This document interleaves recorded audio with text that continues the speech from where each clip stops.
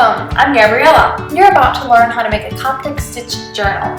These have a variety of uses such as sketching, writing, drawing, or you can even give them away as a gift.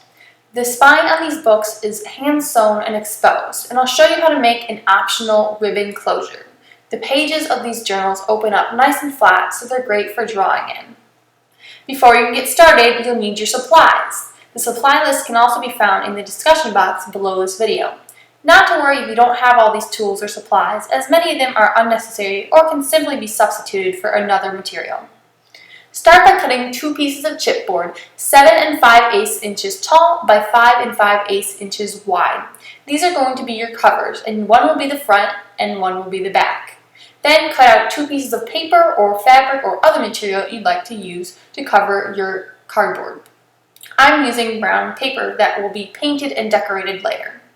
Take a glue stick or other glue such as tacky glue to glue down the chipboard covers onto the paper. Glue it in the center and make sure your paper has about an inch border around each side of the cardboard. Then smooth out any wrinkles or bumps using a bone folder or your hands. Fold over the edges and then trim them down with just half an inch of border remaining around the covers. Use scissors to clip the corners of each cover at an angle as shown. You can customize the size of these journals however you'd like.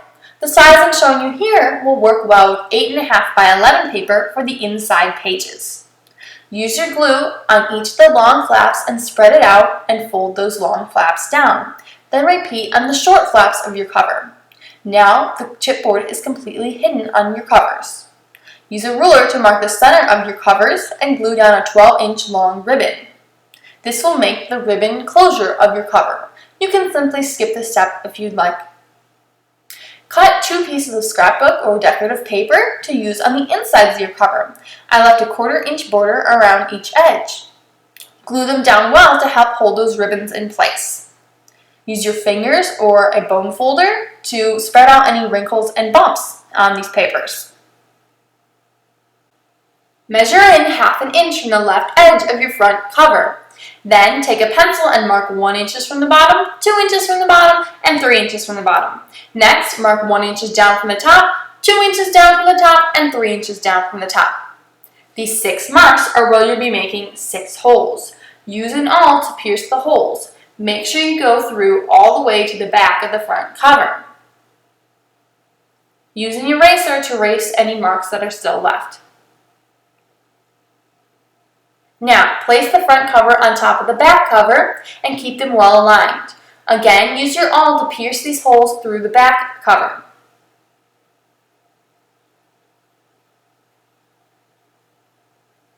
Clip the edges of your ribbons at an angle and coat them with a little bit of glue to prevent them from fraying. Your covers are now done and it's time to start making the inside pages. Fold 30 sheets of 8.5 by 11 paper in half. You can use a different amount of pages or a different type of paper if you'd like.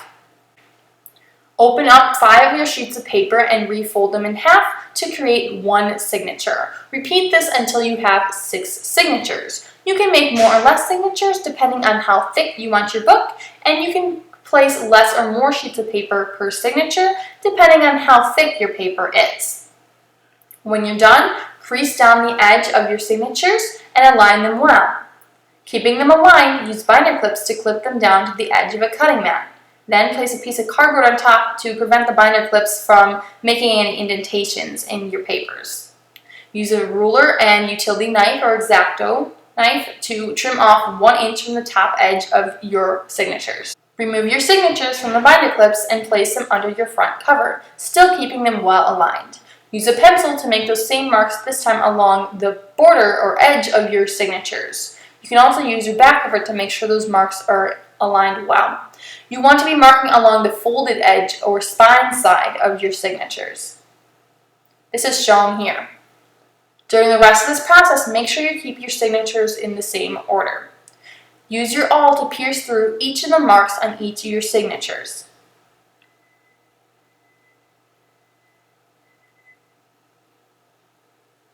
When you're done with that, erase any marks and place your signatures in your covers. Add 1 to the number of signatures you have and measure that length times the height of your cover. In this case, 7 times the height of your cover. That's how long your embroidery thread will be. Sew from the inside of your first signature, leaving a little piece of thread left. Then sew from the outside of your back cover to the inside of your back cover. Pull tight and loop under that little loop there. Again, pull tight and then go back to the inside of that first signature.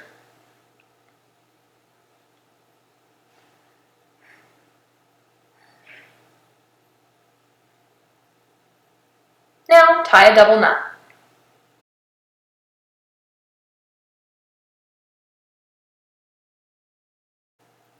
Go down through the next hole to the outside of that signature. Again, go from the back of that back cover to the inside of that back cover. Pull tight, and again, take your needle and loop under that loop. Return to the inside of that signature and go down through the next hole. Repeat this process for the next few holes until you reach the last or 6th hole of that signature. When you reach that 6th hole, instead of returning back inside of it, add a new signature. Go down through the next hole in that second signature, and this time, loop under the previous loop from the first signature. Return to the inside, go down to the next hole, and again, loop under the previous loop from the first signature. Repeat this process until you reach the last hole of that second signature.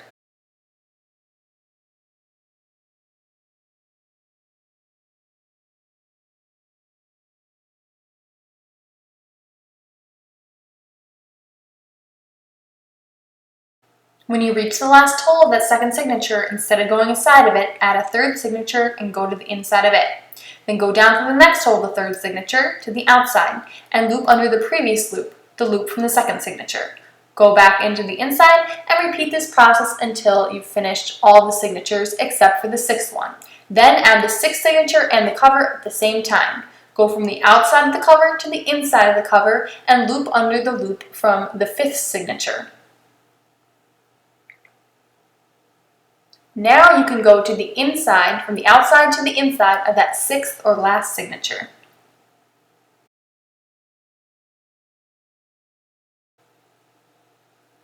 Pull tight and go down through the next hole to the outside of that signature. Then loop under the previous loop from the 5th signature. Go from the outside of the cover to the inside of the cover. Loop down. Now go back to the inside of that 6th signature and go down to the next hole. Repeat that same process on the rest of the holes until you reach the last hole. When you reach the last hole, go back to the inside of that 6th signature and tie a double knot under one of the loops. Trim the thread and you're done. To see how I decorated the cover of this book, click the link.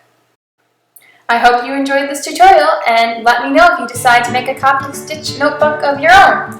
Before you go, leave a comment, subscribe to my channel, and give this video a thumbs up. You can find the links to my DeviantArt and Pinterest in the discussion box below this video. Also, remember to share this tutorial. Now go check out how to make a Moleskine style notebook by clicking the link on this video. I'll show you how to make an elastic closure, a ribbon bookmark, an accordion pocket, and much more.